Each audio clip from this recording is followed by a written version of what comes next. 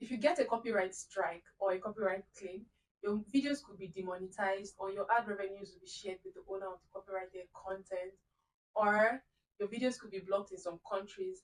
And in case of a strike, your videos could be taken down from YouTube. And worst case, your channel could be deleted completely. I can't even imagine after all the hard work and your channel goes down the drain. That would not even be funny.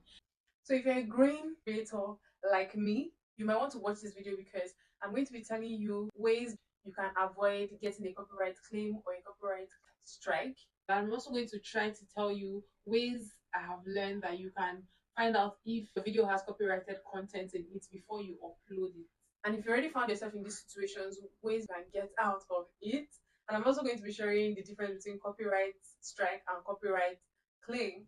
And I'm also going to share with you how to find out if someone else is using your content and the legal actions that you can take, since we all want to be. Yeah. I got a copyright strike of a 12 seconds YouTube short. It's not even funny because when I got that email, my heart sank because I don't even have up to 8,000 subscribers and I'm already having a copyright strike. Hey God, I beg. It really be your own people doing you dirty. So I'm making this video to share my experience so that you do not end up like me. First things first, the difference between copyright strike and copyright claim. Copyright claims are claims on videos. Most of the time, YouTube does the check to see that your content does not contain a copyrighted material. That is materials that people have registered. So YouTube does the copyright check and then they flag your account if you violated the copyright laws. And for a copyright strike, this happens because a claimant formally applied to YouTube to take down your video.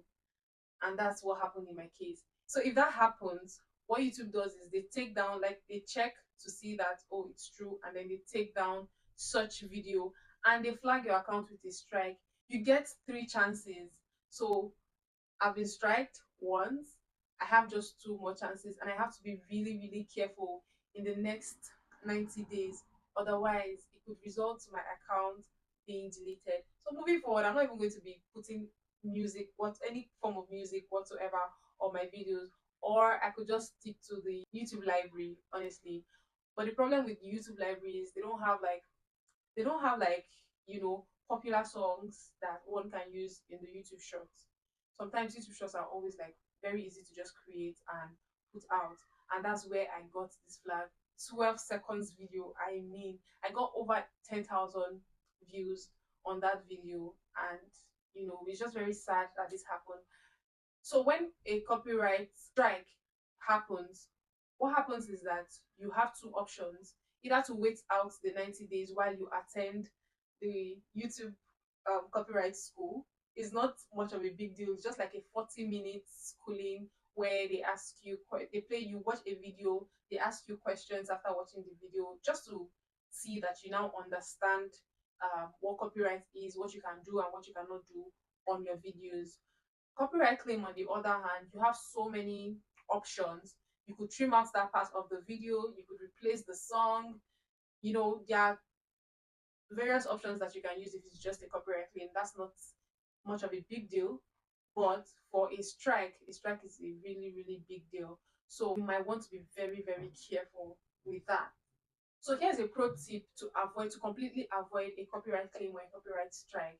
You can upload your video in unlisted, and that way you check it. If there's a copyrighted material in it, YouTube will notify you. YouTube is going to write copyright underneath it from your YouTube studio, so you might want to look out for that. If you don't see anything like that, then you can go ahead and make it public.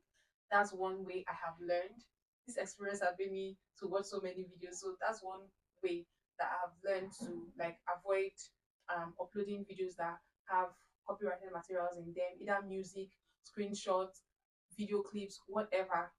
But the safest thing to do is to just use the YouTube audio library or just stick to one of these licensed music apps. The fact that a lot of people have used this music or sound, which in my case was not even a music, it was just a sound of somebody saying something, but it was a popular sound that a lot of creators had already used. And that's one thing with me. Like if I use a sound, I go and check if if other creators had used the sound in question before I go ahead to use it. So I had checked and I saw that a lot of people had already used the sound, and I got copyright strike.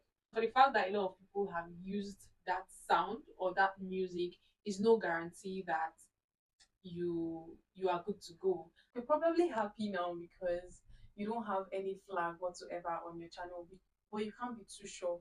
They could come up in 10 years, 12 years, to be very honest, because I've had that video for quite some time now, for over like 2 3 weeks now, and it's just coming now, and it's just sad. So it's better to just completely avoid it. So if you want to check someone else is using your content as well, you can go to your YouTube studio. I'm going to try to put the video, a screen record of it somewhere around here, and you can go to the content section, and you have to activate it. It's your first time trying that out. You activate it, and YouTube is going to show you if you have anybody that is using your content. You have three options when this is the case. You can either just ignore it and archive it and be like, okay, maybe this person is just trying to promote me, because I mean people can actually come to your channel through that video, you know. That's one way to go about it. Another way is to legally write to YouTube that you want that video taken down. Is a choice. It's actually a choice.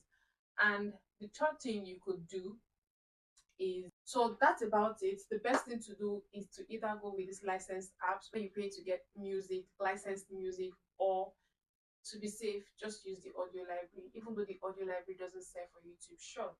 But one thing about YouTube Shorts as well is that you can use popular sounds or popular music if you're recording from YouTube camera directly, like the YouTube apps camera directly, which that might be very difficult if you ask me. But that's about it. If you know any growing creator, you might want to share this video with them. They might find it helpful. If you found this video helpful yourself, please don't forget to give it a thumbs up. Although this is not my niche, but because I got this, I thought to help every other person, like to just teach you what I've learned and just help you stay safe and not be like me, because this is this is the real thing. I mean, ah. But anyways, if you subscribe to my channel, if you're not subscribed, please at least let me see. Let me see like some sort of consolation for me. Let me get my 1K subscribers and get monetized as soon as possible, so that I can see the value for my efforts. Thank you so much for watching, my new subscriber. Bye.